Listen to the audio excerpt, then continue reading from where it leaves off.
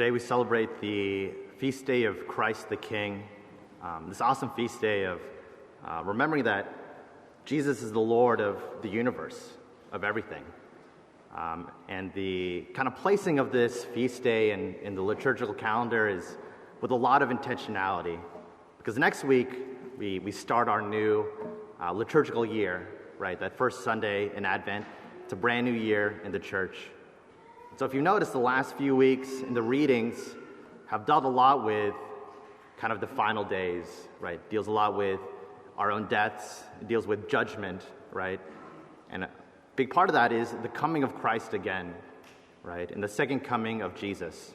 When Jesus comes again, it will be a time of him coming in glory and power, right? It will be time of him showing the fullness of who he is as both God and man.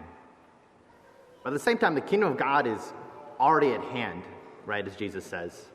It's here among us. There's a phrase when I was in seminary, we would say it all the time. In Italian, we would say, già ma non ancora, already but not yet. The kingdom of God is here, but it's always more, right? It's coming again. But what the kingdom of God looks like right now is different from what it will look like at the end of time. So what does it look like right now? It looks like what our gospel is today, right? Jesus comes as king, not to lord it over people, but to serve, right? The Son of Man came not to be served, but to serve. What does he do to his subjects? He washes their feet. He heals their sick. He dines with them. He spends time with the disenfranchised. Today's gospel on the Feast of Christ the King isn't Jesus in his fullness and glory. It's him dying on the cross. This great example, really, of service, right? Why does Jesus come? To lay down his life for us, that greatest act of love, that great act of service. This year in our theme of stewardship, it's a year of service, right? In the beginning of this fall, we challenge you to perform acts of corporal and spiritual works of mercy within our community here, but also in the wider community. Today, we'll have some time to renew that kind of commitment to service in this year of stewardship. To kind of help with that, we have one of our parishioners, Beth Svetlic, will come up and kind of share her experience and her witness of service. Beth.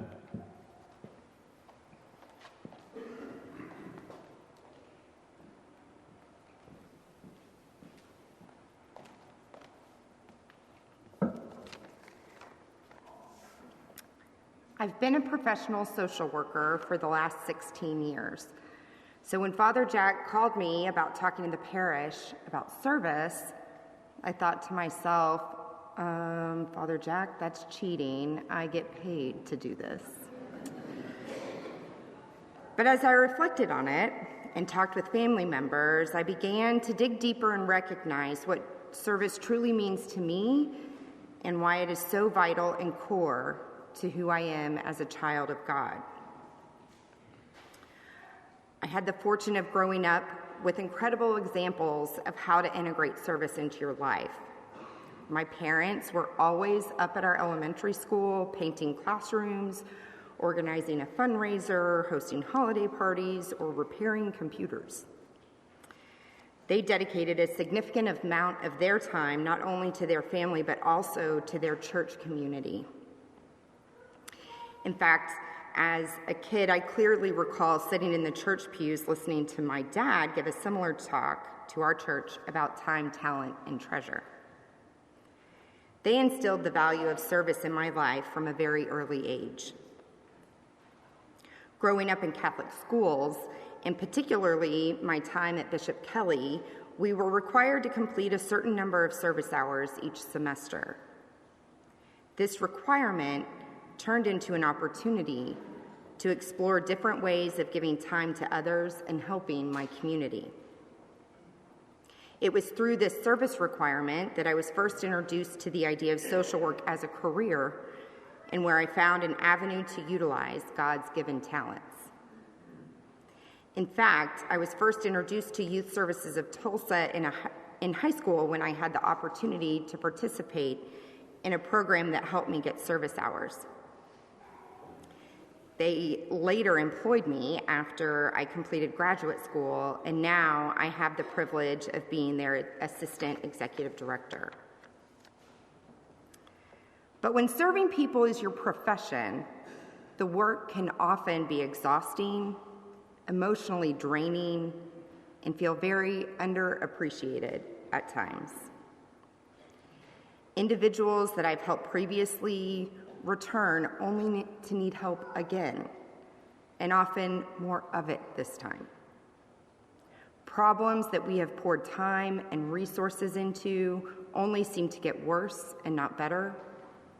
Employees that I've spent hours talking through how to approach a situation or how to achieve their goals end up going a completely different direction.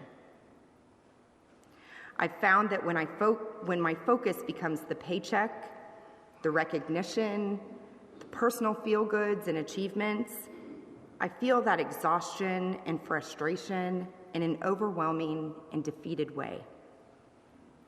When I lose sight of my work as a call by God to use my skills and talents, my spirit struggles to renew, and I struggle to keep going. But when I recenter through prayer and focus in on why I do the work every day, that God has called on me to be of service, to use the skills and talents He's blessed me with to serve others around me, not only is the work lighter, but I find myself doing the work better. When I pray the rosary and reflect on the amazing service Mary, our mother, gave through her life, I'm once again grounded in our call as Christians to serve. I am renewed and re-energized to tackle the challenges, to dig deep and find the energy to get back to it. This refocus and rededication to the work has also helped my perspective at home. When we talk about serving others, it's easy to think outside your house.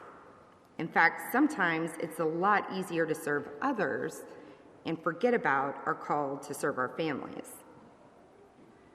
In a house of 2 working parents, 3 young, active kids, and all the commitments that come with those things, I can easily get worn out.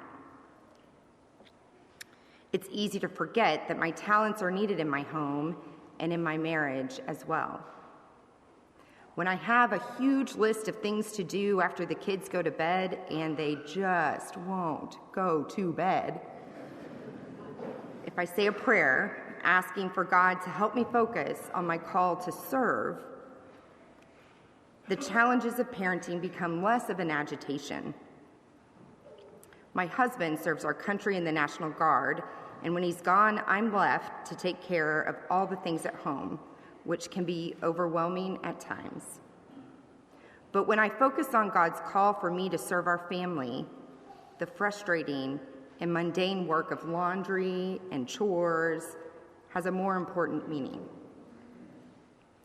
Saint Teresa of Calcutta, a woman who truly dedicated her life to service and God, said, "Faith in action is love, and love in action is service.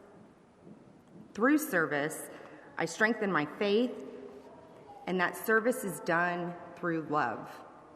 Love of my family, love of my employee, or love of my neighbor." This year, we were issued a challenge to be intentional in the corporal and spiritual works of mercy. Actions we can perform that extend God's compassion and mercy to those in need. If you signed your name to a brick, it is still up there on the wall. These works of mercy are the concrete ways in which we put our faith into action, love one another, and serve others in our daily lives. So it's important for me to remember that service can look like a lot of things: volunteering for a church project, or giving your time to a local social service agency. But service can also look like going the extra mile to help out a coworker navigate a challenging time.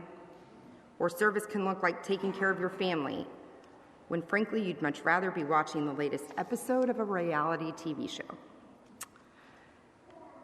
James describes the importance of service in connection to our faith in chapter 2, verse 26. For just as a body without a spirit is dead, so also faith without works is dead. When fulfilling acts of service, I feel closer to God and I feel more clearly my calling and see more clearly the gifts that God has so carefully blessed me with. Service is simple, really, as long as you do it with intention.